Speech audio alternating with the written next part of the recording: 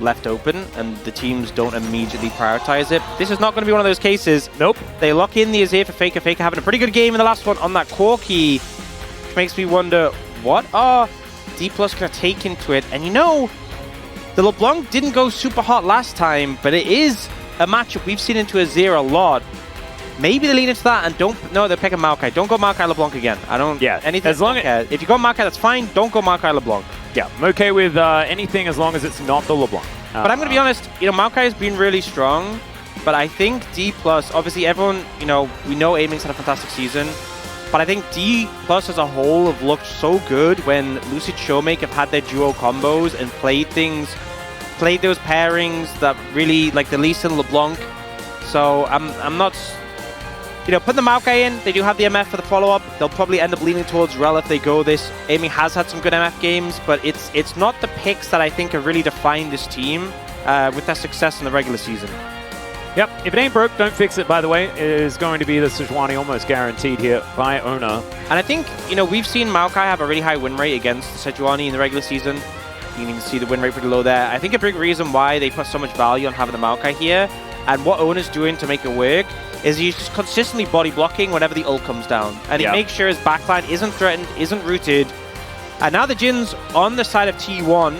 Guma, obviously someone who's a lot more experience playing the pick than aiming. Oh no, I don't want this. I just want them to lock Rel. Just pick Rel and allow Showmaker to play something a bit weird. Corki is less... And then decide what they want to do with that 5th pick. Yep, I think the Rel certainly standing out here. Let's see what Carrier decides to do. If it's Braum, I may leave. But it's probably not going to be. It might just end up being Alistair in this situation. You know, we've seen a lot of Alistair into Rel. You can use ult to cleanse the Maokai ultimate that comes in. Powerful once again, as well. I feel like a theme that T1 have kind of had is having this like strong jungle support, really tanky champions. Like, you know, Rel and Maokai are tanky, but they're not Sejuani Alistair tanky. And I feel like that's been a theme in this series for T1. Nars going to come through for King in. Earlier in the split, we did see this blinded a lot. Sometimes punished, sometimes not. We'll see what King wants to pick into it. It's a Gragas angle. It's a bomber. That would make it quite hard for Guma to ever ult. I'll tell you that much. Yeah. I don't know. I don't know whether that'd be good, but we have seen him do it before. As the Brad, that'd be fun. This is a cow. You know, I'm talking about how the Leona, the long-range interruption, the MF ult, Bard could have done that so fantastically, but yeah, ends up going for the Alistair. Makes a lot of sense here. This would be bold, Kingen. Kingen said something then. It looks like you're saying, like, no, don't do that. Silas is really fun. It's a very high-value ult game for Silas, but I'm not sure how easy the lane would be. Wouldn't he be playing mid? Recently. I mean, I guess, yeah, they could put it mid and they could put the Corki top. That's a question. We don't know where everything is going right now. We'll see them swap and finish things out. I think ultimately Yone and Corki, both champions we've seen played into AZIR a lot. Yep. So I think either of them are pretty happy with how things are going. And it looks like it is going to be Kingen on the ranged top lane. Of course, this is the guy that debuted Smolder top, debuted Twisted Fate AD top lane as well here in the LCK. So certainly no stranger to playing a few of these AD carries in the top lane. I think it's a good matchup as well. One of the things with Gnar is he's very short range in his mini form early. He gains range with levels. So playing into like if you don't like Leandri's on Maokai, step away. This is not the game. Let's dive into the rift.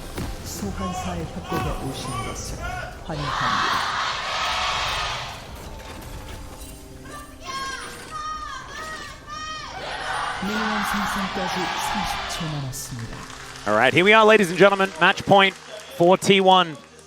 After their last victory, and DPLUS made the courageous decision to go on to red side.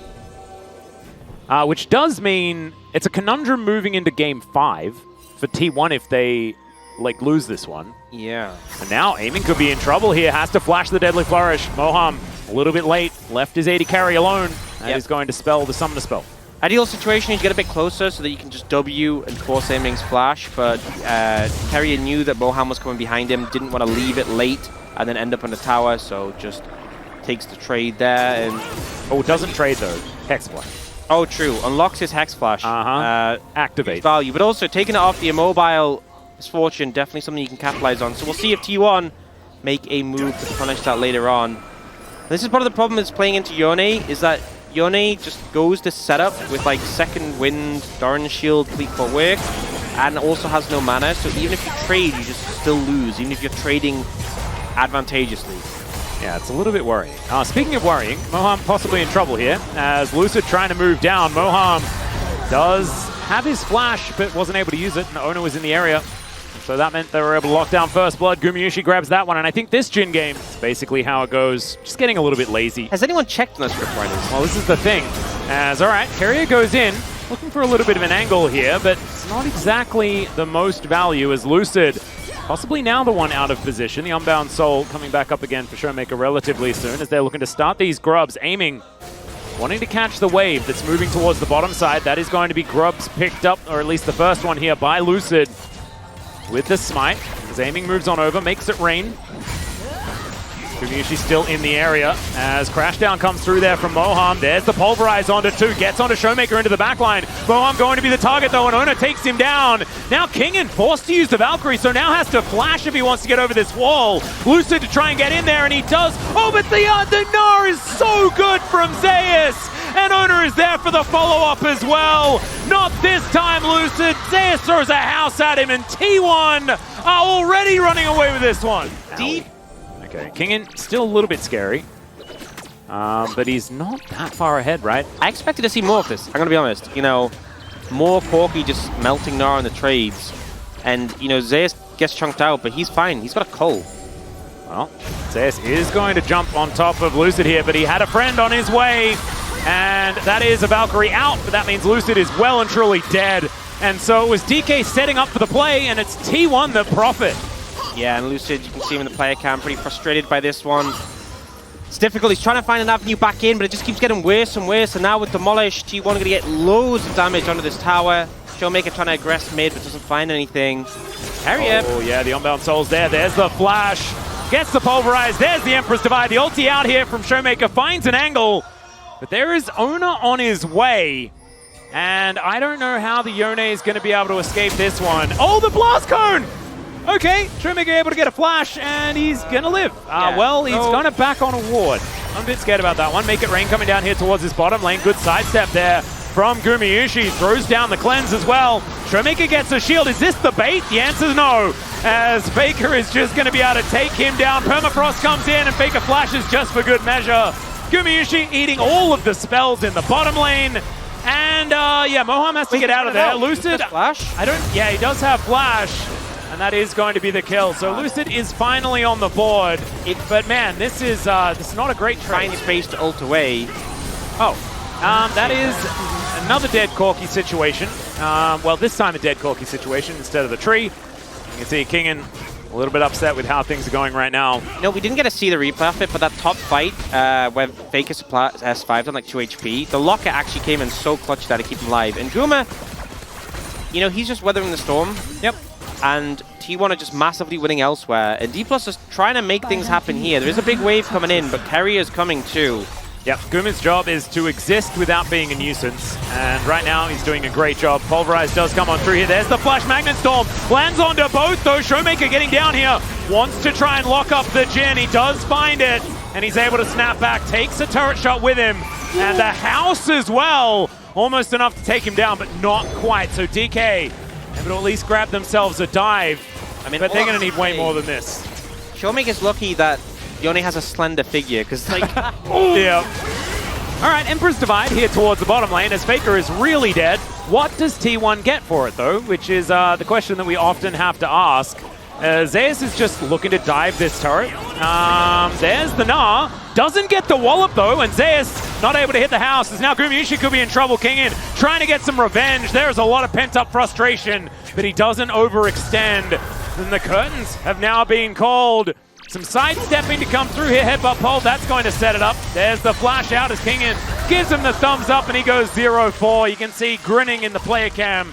Not a whole lot he could do there. Kingen having a rough time, trying to make things happen. It's really not working. He's kind of abandoned top lane because it's very cooked, but I feel like he's had these exact items for 10 minutes.